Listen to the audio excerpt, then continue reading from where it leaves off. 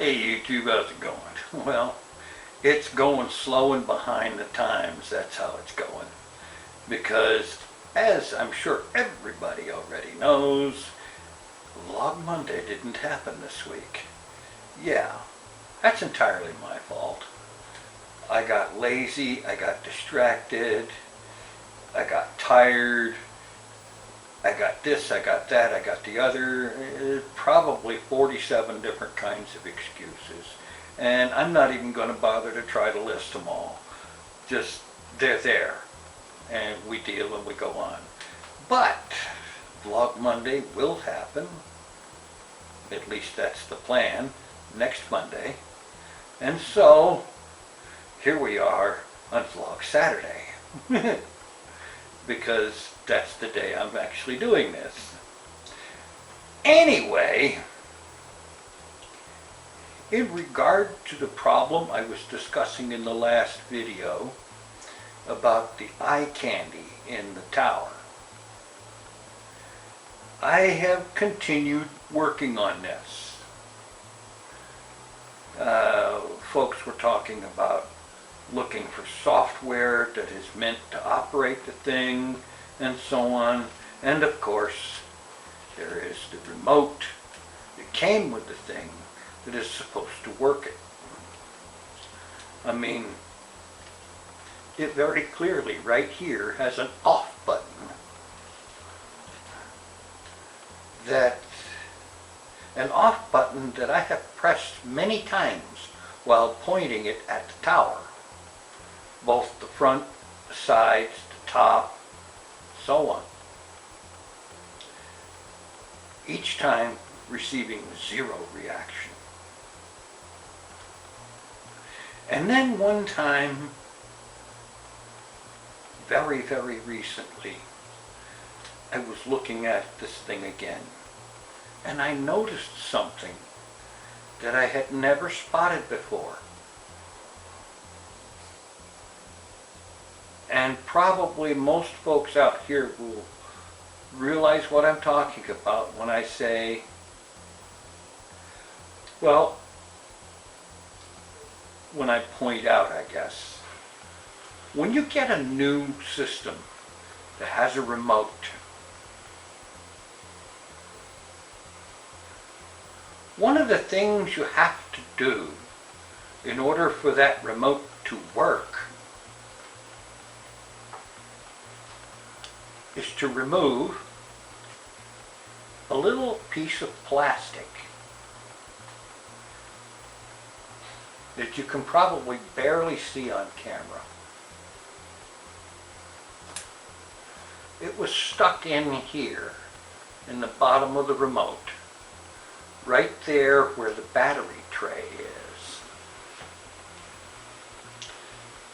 With that piece of plastic in,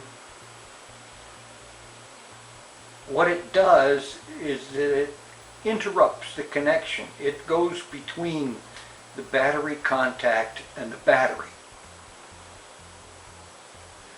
This prevents the battery from running down while the thing is packaged up and not in use. The idea is that when you buy it and unpackage everything, you pull that piece of plastic out, putting the contact actually touching the battery, which means the remote will now function. This is a measure that manufacturers use to ensure that the remote doesn't arrive with a dead battery.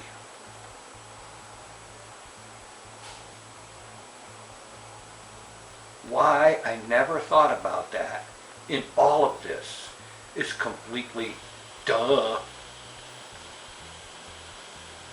Yeah. A complete duh moment in a piece of plastic. Because with that,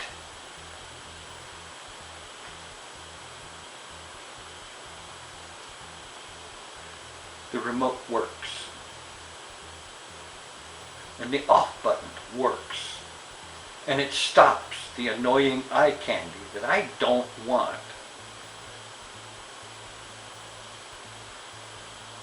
And it does so without having to go inside the case and cut wires, or without having to physically remove the fans and replace them with fans that don't have the eye candy circuits. I can just turn it off. My only thought there is that personally, I would prefer that the default setting would be off. Let it be turned off from the factory, and the remote can be used to turn it on for those who actually want it turned on.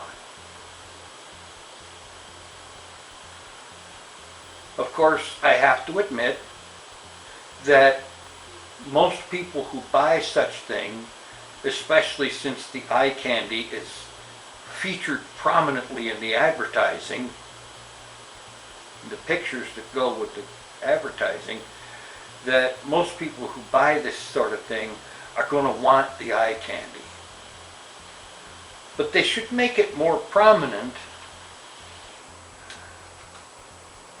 for those like me who simply didn't think of it, even though I've had to deal with things like that many times in the past, or for folks that just don't realize that, hey, you know, for you don't think about it, you don't realize it, or you've never had to deal with that sort of thing in the past, just include a note, if only just as a friendly reminder, to make the remote work, pull out that little piece of clear plastic. You know? Save a lot of aggravation for people who want to use the remote, both to turn the bloody thing off or to actually be able to use the thing. You know, it's got all these color buttons and a few other buttons to change how the eye candy works. Yeah. Save aggravation for a lot of people that way. In any event, problem solved. I'll take that. Thanks for watching. Take it easy. I am out of here. Other remote.